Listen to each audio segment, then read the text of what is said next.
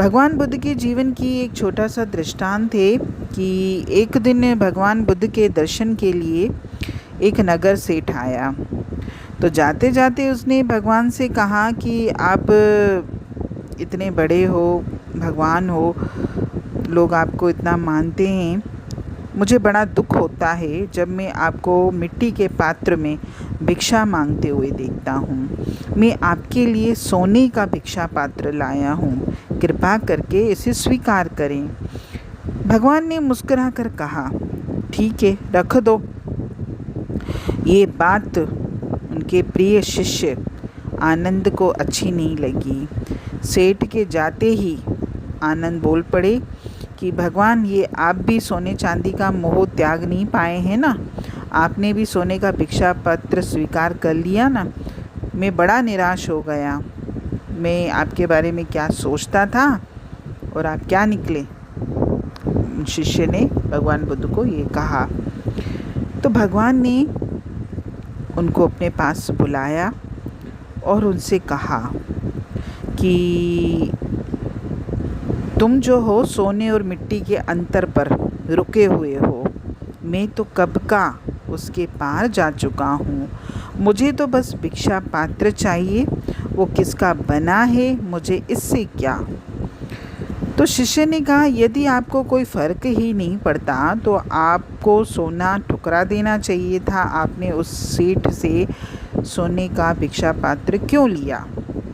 तो भगवान ने उत्तर दिया, यदि मैं सोना ठुकरा देता तो इसका एक ही अर्थ था कि मैं अब तक सोने और मिट्टी का अंतर भुला नहीं पाया। अब तक मेरी आँखों ने समदर्शी होना नहीं सीखा।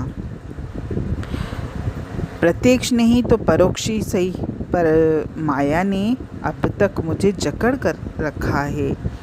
कितनी बड़ी बात कह दी भगवान बुद्ध ने। अगर हम अपने दिए हुए दान को दान मानते हैं तो सच्चे दानी नहीं हैं। अपने किए हुए परोपकार को परोपकार मानते हैं तो अभी हमारे पूर्ण परोपकारी होने में कुछ कमी है। जिस दिन हमारा अस्तित्व ही दानमय हो गया, हमारा व्यक्तित्व ही परोपकारी हो गया, उस दिन हम जो दें वही दान है, जो करें वही परोपकार है। हम दानी व परोपकारी होने के अहंकार से सदा के लिए मुक्त हो जाएंगे। ये थी भगवान बुद्ध की शिक्षा, भगवान बुद्ध के विचार, भगवान बुद्ध ने जो मानवता को सिखाया है।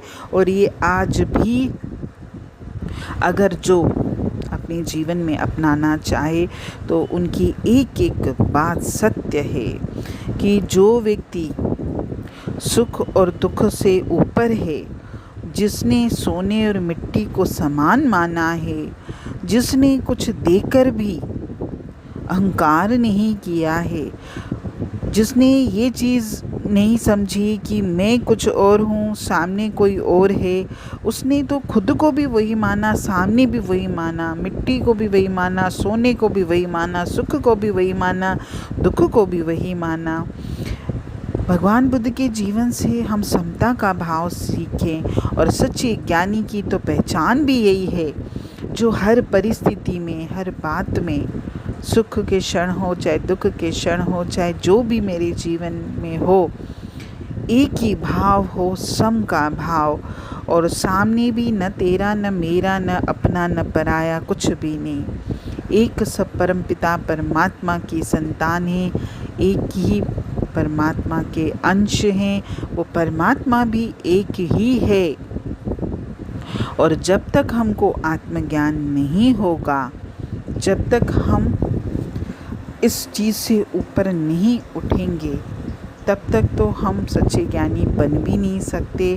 और हम जो ये जीवन जी रहे हैं, ये जीवन भी हमारा जो दैहिक तो है ही है, वो तो दैहिक संसार वाला जीवन तो हर मनुष्य अपने हिसाब से जीता ही है। लेकिन भगवान बुद्ध के जीवन से हमको ये प्रेरणा लेनी है कि तू केवल देह नहीं है, तू आत्मा है, तू परमपिता परमात्मा का अंश है। और हम अपने इस मनुष्य जन्म में आने के उद्देश्य को हमेशा याद रखें। भगवान बुद्ध भी बहुत अच्छे परिवार से थे, राजकुमार थे, राजा थे, लेकिन इसके बाद भी उन्होंने अपने जीवन के उद्देश्य को हमेशा याद रखा। सांसारिक जीवन जितना उनको जीना था जिया, लेकिन जितना समय उनके पास था उन्होंने उस परमपिता परमात्मा को भी दिया और न जाने कितने लोगों का जीवन भी संवारा, न जाने कितने लोगों को सत्य का मार्ग दिखाया।